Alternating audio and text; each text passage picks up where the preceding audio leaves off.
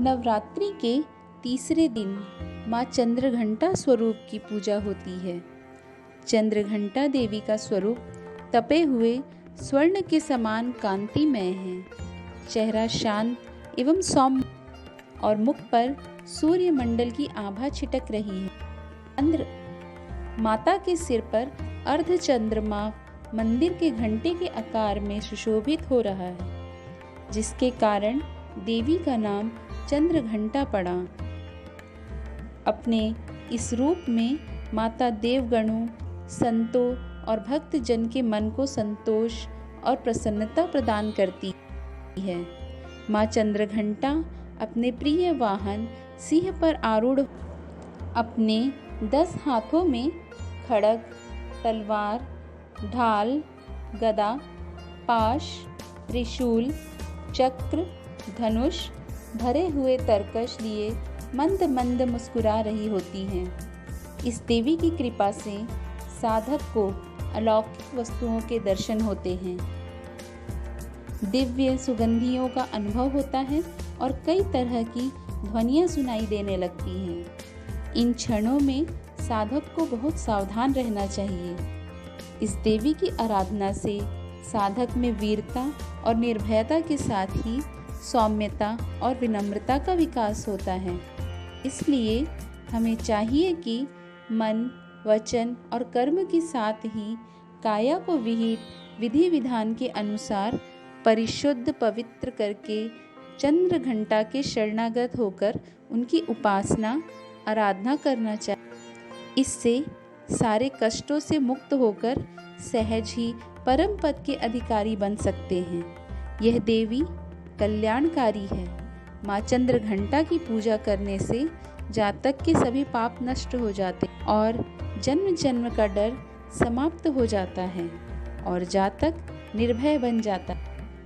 आइए अब सुनते हैं माता चंद्रघंटा की कथा।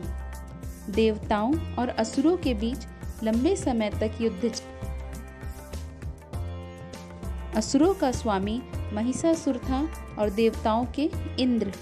महिषासुर ने देवताओं पर विजय प्राप्त इंद्र का सिंहासन हासिल करने और स्वर्गलोक पर राज करने लगा।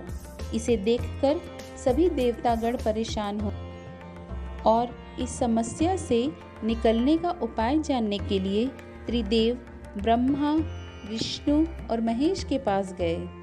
देवताओं ने बताया कि महिषासुर ने इंद्र, चंद्र, सूर्य, वायु और अन्य देवताओं के सभी अधिकार छीन लिए और उन्हें बंधक बनाकर स्वयं स्वर्गलोक का राजा बन गया।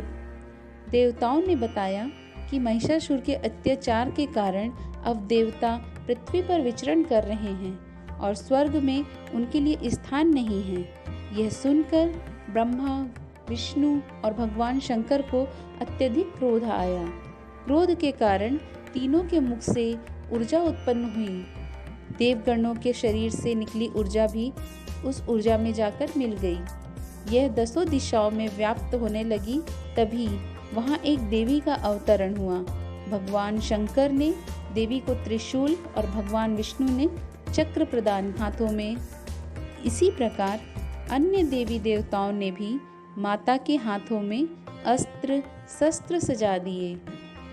इंद्र ने भी अपना वज्र और ऐरावत हाथी से उतारकर एक घंटा दिया। सूर्य ने अपना तेज और तलवार दिया और सवारी के लिए शेर दिया। देवी अब महिषासुर से युद्ध करने पूरी तरह से तैयार थी। कर उनका विशालकाय रूप देख महिषासुर यह समझ गया कि अब उसका काल आ गया है। महिषासुर ने अपनी सेना को देवी पर हमला करने को कहा। अन्य दैत्य और दानवों के दल भी युद्ध में कूद पड़े। देवी ने एक ही झटके में ही दानवों का संहार कर। इस युद्ध में महिषासुर तो मारा ही गया, साथ में अन्य बड़े दानवों के और राक्षसों का संहार माँ ने कर दिया। इस तरह माँ ने सभी देवताओं को असुरों से अभयदान दिलाया। नवरात्रि के तीसरे दिन माँ चंद्रघंटा की पूजा की जाती है। यह शुक्र ग्रह की देवी है। यह शुक्र ग्रह की देवी मानी जाती है। नवरात्रि के तीसरे दिन माँ चंद्रघंटा की पूजा अर्चना करने वाले जातकों की जन्म पत्री में शुक्र दोष भी समाप्त होता है।